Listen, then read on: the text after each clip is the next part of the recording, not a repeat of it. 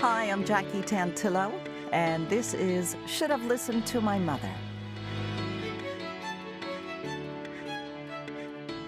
It's usually around this time of year that people start thinking about reflecting back on their life. It's a new year. This is January of 2022, the time of this recording.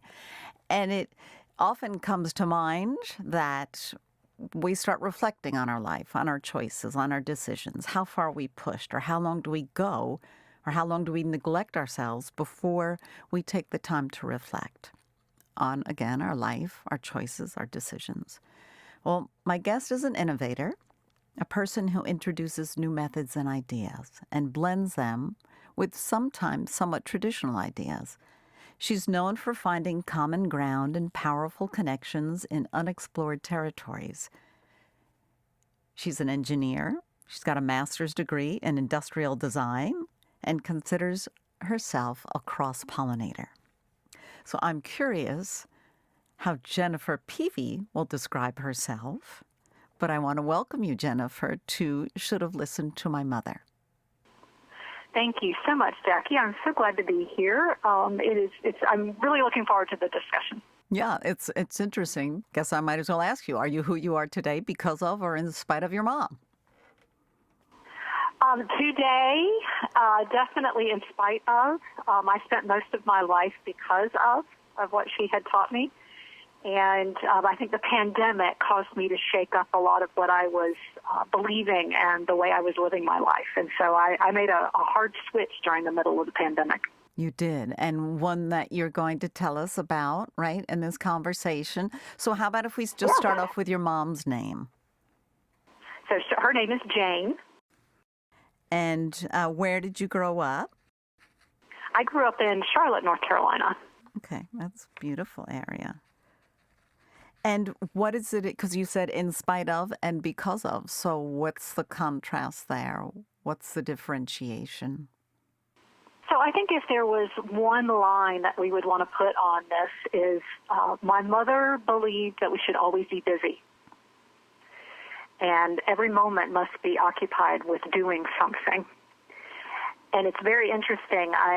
Not this Christmas, but the Christmas prior, I had given my parents a subscription to a story collection where they prompt them with questions, and then they were able to answer those questions.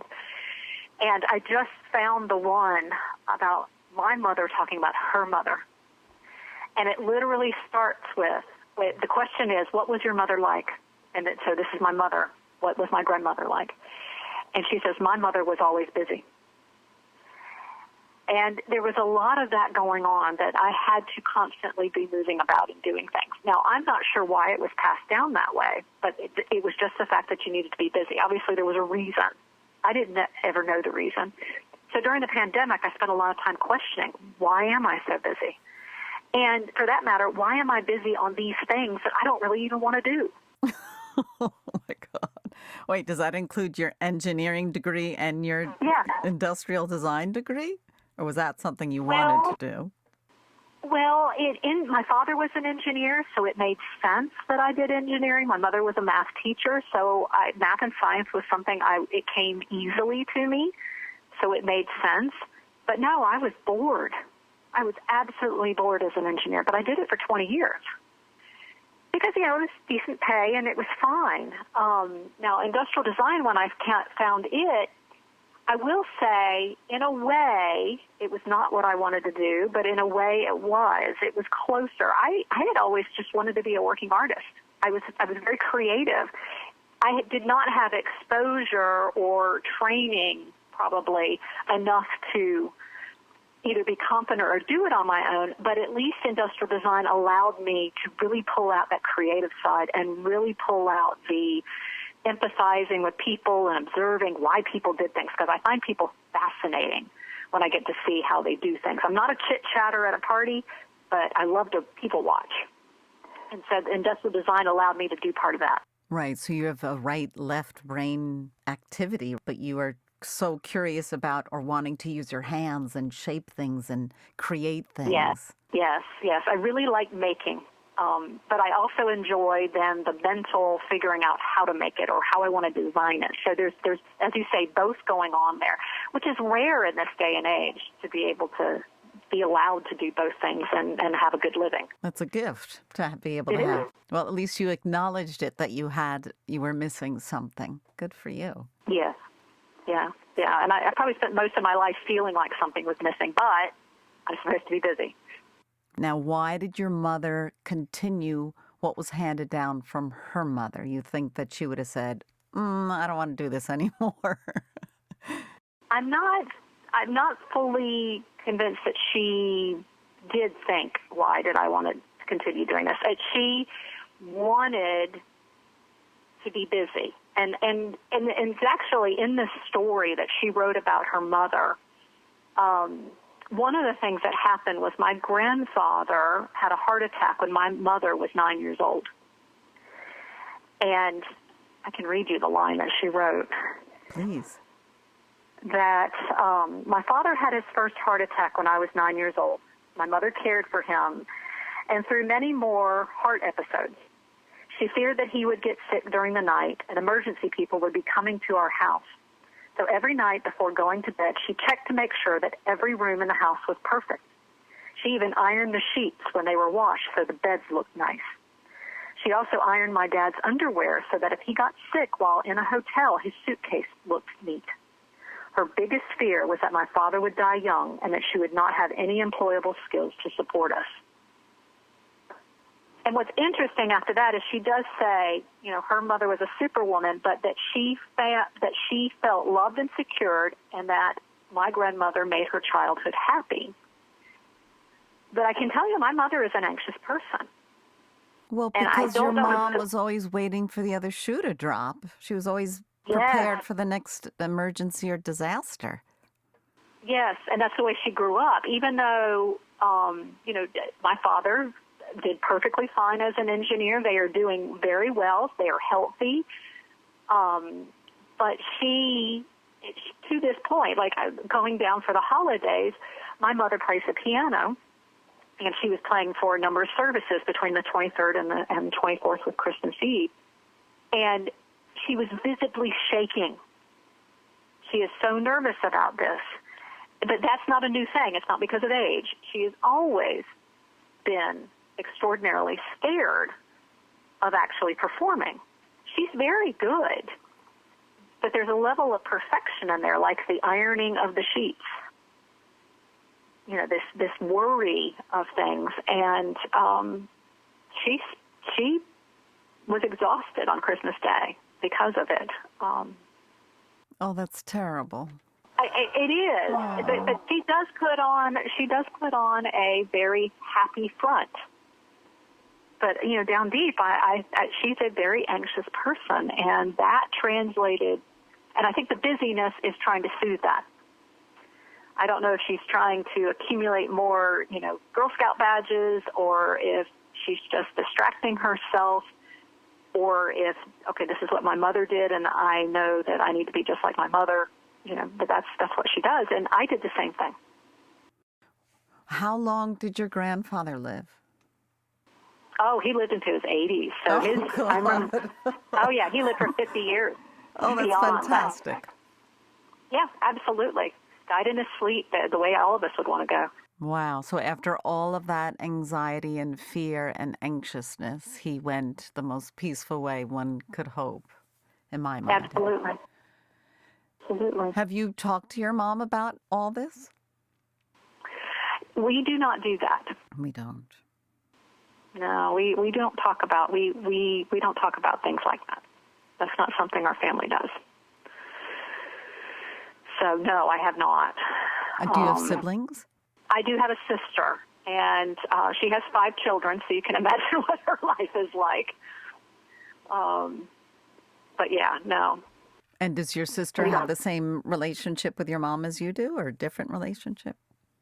It's a little bit different, but it's similar in it only goes to a certain depth. And my sister and I do not have a deep relationship either. And part of that is she has 5 children. She just doesn't have time. So, but that's kind of waned over time as well. Did you just find this recently, the story that your mother wrote about her mom? I did because they spent all of 2021 writing these stories, and now the project is complete and it's time to edit it. And so I'm going through it and organizing which order the stories go into. And yes, I just found it this week, in fact. Other than this anxiousness, are there other things that your eyes really popped open wide of their relationship? It does help a lot to understand that. My mother was an only child, and so therefore my sister and I were the only grandchildren. So we were adored by the grandparents. And I always thought wonderfully of my grandmother. Of course, I didn't live with my grandmother, though. I do understand, as you say, when my eyes opened, to live with that kind of perfection all the time does explain some things about my mother's anxiety. Definitely. Was it just during the pandemic that all of a sudden you said, this has to stop or this has to change? I know it was a big reformation for you. Yeah. So I could say there was probably promptings throughout my whole life, but it took the pandemic. It took being quiet for a year before I could fully accept a lot of it, to be able to hear my inner voice saying, this needs to stop. Particularly the idea of just employment. So I also have a master's in engineering, and I was struggling. I was bored with my engineering, and I can remember talking to my mother about the fact I was bored, and I was thinking about going back, and I didn't live far from a university and thought I'd go get an architecture degree. And she looked at me and said, that's a waste of an education. And I internalized that. You don't walk away from that. So that was one reason I didn't change things, or I didn't feel like I could change things. I had my one chance, and then therefore you're just going to live your life that you set up. And yeah, I did that for 20 years, doing that particular job. I did start to change things when I grew to a certain point in my engineering degree, and I would take like a little step to the right. And I got into innovation management, which was adding the business side to the technical side. And then I took another step to add design into it. But it was really when I left corporate America that was the biggest step. And I still went and got a job. I ended up working at a university for about a year under a contract. But the pandemic was the first time where I said, I'm going to take care of myself. And I'm not going to worry. And it took a long time for me not to say, I have to get a job, I have to get a job, I have to get a job.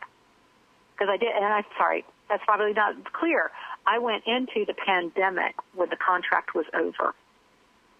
And I had another position that I was interviewing for, and then everything fell through because of the pandemic. So I spent a lot of time in the pandemic unemployed. So the anxiety of the fact I must be employed and I must be busy really plagued me a great deal. Absolutely. We don't know how long this is going to last. We put pressure on ourselves to figure something out as the responsible one, as the one that's got to be in control. Every minute we got to be doing something. Yeah. Well, and what was interesting, so what I ended up doing was going back to the idea of reflecting. I knew that my intuition was high. And I knew that if I had a place where I could think about things, that I would start that cross-pollinating. I would start seeing things. I would start putting things together, and I would see new possibilities. And so while I couldn't stop completely, I would create space, or I would put a task on my list, so to speak, that I'm going to sit and reflect. And I'm going to spend a moment of quiet thinking about what I was going to do and whether I even wanted to do it. I would think about my options, and I would think about how I felt about those options. And that was also another big thing because, my family, we don't talk about a certain level of depth. A lot of it is we don't talk about our feelings. Did anything that was kind to our mother, it would make her cry, and that would make her angry. And I think that's part of that anxiety as well, is we didn't talk about our feelings. So the idea of knowing how I felt about something, it was a foreign thing to me. So I spent some time in the pandemic also listening for how I felt. Did I like this? And it took a while to get my insides to give me an answer. And once I started giving it a chance to say something, well, then this person started talking to me that I, didn't necessarily know. And so that encouraged me to spend more time in that reflection to actually get to know this person and find out, what does she like? What does she want to do? Not just what I'm good at, or not just what I'm capable of, or not just what I could get paid for, but what in the world would actually bring me joy. It's like the artist's way. You have to go down deep, and it takes time. Sometimes it's a couple steps forward, a couple steps backwards, and then you keep hopefully moving in that forward direction. But I congratulate you for becoming aware. And you say, what if we could be more successful if we spent less of our time stressed? And I think that's really important. As a society, I believe that we're wound pretty tight, a lot of us. Yeah. And I won't say I'm completely unwound, but I will say I'm spending more time peaceful than I am not. I mean, even in the pandemic, I would find moments, and I said, there's something here, and I want more of this. And I probably spend a lot of time, not only my physical health, my emotional, what I watch on TV, what I read, who I talk to, thinking about, is this good? Is this something that I recover easily from, because I'm an introvert, so it all takes energy? But I want to engage, not that I want to be a hermit, but I also am being a lot more choosy because I want to feel good. And that's really becomes the baseline. Part of it is peace, part of it is joy, and what do I need to do to keep it? And so that was a lot of what I did in the pandemic, is not just figure out how I was going to pay for things, but I was also figuring out what I ate, when do I go to bed. I mean, there was a lot of things. What did I read? What did I spend time thinking about? Raising your vibration, starting to try and come alive from the inside out. Yeah. Yes, exactly. Exactly. So, have you ever thought of writing your own story to your mom? Or are you not ready for that, as you read her story? Oh, to mimic what she says? Not to mimic, but to share your experience of your relationship. I quite honestly think it would hurt. Not that I would say something, but that it would hurt her, but I think whatever I would say would upset her. I don't see it as a positive outcome because of her anxiety. We honestly, in a family, live in a very facade, and just everything is okay, and don't go deep. Don't rock the boat. Is she physical? Would you guys embrace as a child? Was she loving and hugging? No, not at all. And that's also handed down. And my great-grandfather was in the Civil War, and he came back with TB. And my great-grandmother was scared that if she had sex with him or embraced him, that she would transfer it to the children. And so, therefore, she didn't hug the children. And so my grandmother did not hug my mother, who did not hug me. So, no. And she has only told me she loved me once in her whole life. What? So, yeah. Wait, yeah. And how old were you? Like, how long ago? Was this recently or when you were 30. I was in my 30s. I was infertile, and it was during a lot of that.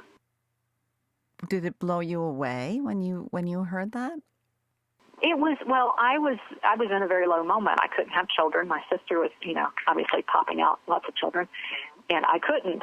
And quite honestly, for me, that whole busyness and the anxiety, it was It was like this was my last thing I could do to try to make my mother happy, was to give her a grandchild, and I couldn't even do that. Oh, but that's you're having your babies to make you happy, not just your mom happy. I know that now. No, I'm so sorry. So when she said that, I love you, can you see, sense, and feel your reaction? I froze. I froze. I did not know what to do at that moment. I was crying. I was low anyway, and so I leaned into that crying. Did she realize what she had said? I don't know. I don't know. Wow. I don't know. So if you could write something to her, a couple of lines, what would you say to her?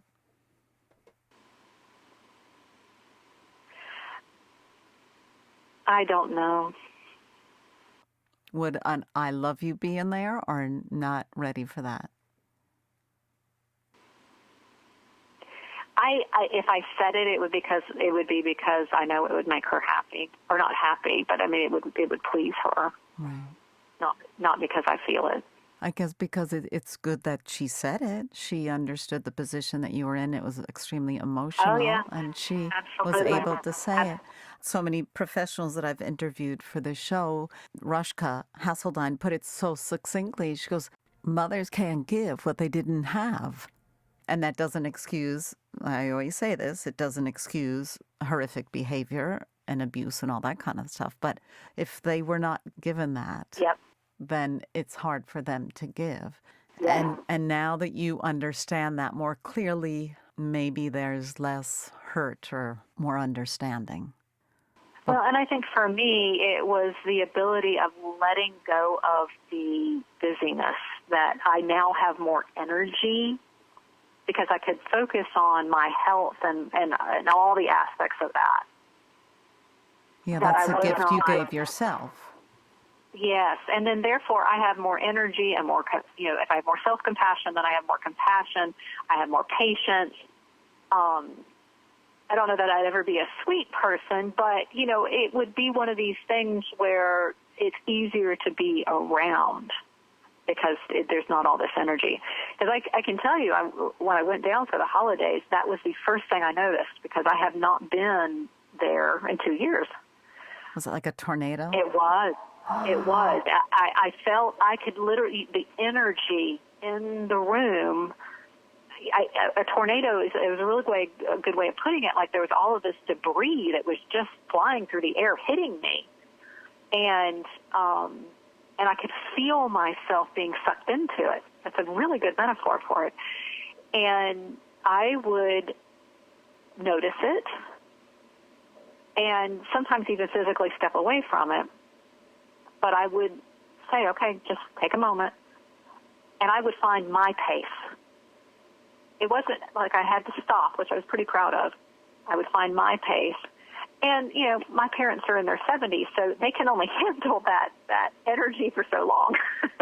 But your mom is creating that energy, not you, right? She's the creator. Oh, my gosh. Exactly, which means she exhausts herself. And so if I just kept my pace, I know what my pace is now, and I would just sit downshift into my gear, and I would just stay in my gear, and she would be, sixth gear, and then all of a sudden she'd be in two. So. Do you think that your mom and dad, after you left, spoke and said, did you notice anything different with Jennifer this visit? Do you think that they picked up a different vibe from you? I don't know. It would be interesting. Although my family, we don't necessarily talk about death, we do talk about each other. So they could have talked about me, and they could have talked to my sister about me. Well, in a good way. They talked to me about my sister. Yeah. That'll be interesting. Maybe you'll find that out someday. I don't know. I might. Because you never know. It's kind of contagious, I think, if you don't get caught up in other people's, whether it's garbage or fury or whatever that is. Yeah. And you just are still, like a buoy in the sea, right? You just ride the Yep. waves and you're not emotionally attached. That energy can change a room sometimes. So that's Yeah. congratulations. You should be very proud. I am of myself to the point of you say, or your suggestion that maybe I change the room. I don't know about that, but You know what? It's little baby steps at a time. exactly. And you know what? I don't think we're here to change people per se, but Right. just be ourselves. And if someone wants to absorb it, then that's fantastic. We are the master of our own ship, the captain of our own ship. Yep. Well, if nothing else, as you say, I'm proud of the fact that I was myself as opposed to trying to be whatever I thought she wanted of me. Right. Good for you. It's definitely more healthy. So tell us, I know that you have natural reflectors out there. This is your latest book, correct? So tell us a little bit about that because we've been having such a wonderful conversation. No, absolutely. So the natural reflectors was actually output of my work during the pandemic. I had created this structure of intentional reflection on what I wanted to act on, and I created my own personal process, which turned out to be a workbook. And a lot of that was just understanding how I would try things and going through a cycle. So I would reflect, I would plan, I would try some things, I would refine those things, and I would stop and evaluate. And then I would think about it and choose again whether I wanted to continue that project, another bite in it, or whether I wanted to do something different. And that was where I found a lot. That structure allowed me to find a lot of peace and joy. What I ended up doing was actually looking at nature for the ways that it combines times of rest and times of action.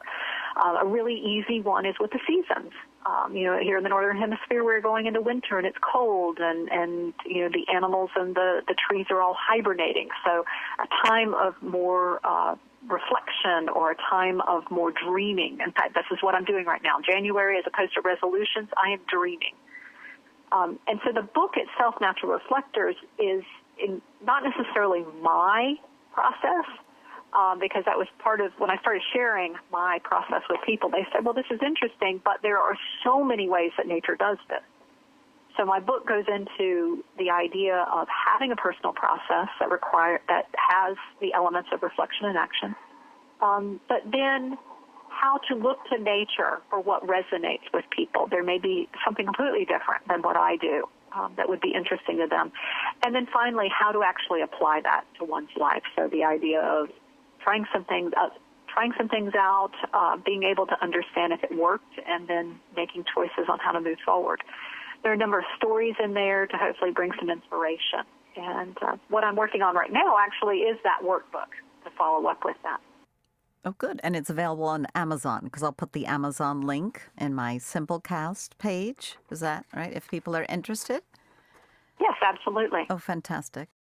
I love that you spent this time in a productive way. Oh, it's been so stressful for so many people, and you're able to turn it around. Yes, it's still stressful, but you spend some time trying to better yourself, and I think that's absolutely wonderful. Check out Natural Reflectors. And it's about shifting perspective. And if we just start getting those wheels spinning, I think it can help all of us. Jennifer Peavey, last name is spelled P as Peter, E-A, V as Victor, E-Y. Jennifer Peavey, thank you so much for joining us on Should Have Listened to My Mother. Thank you, Jackie. This has been a wonderful discussion.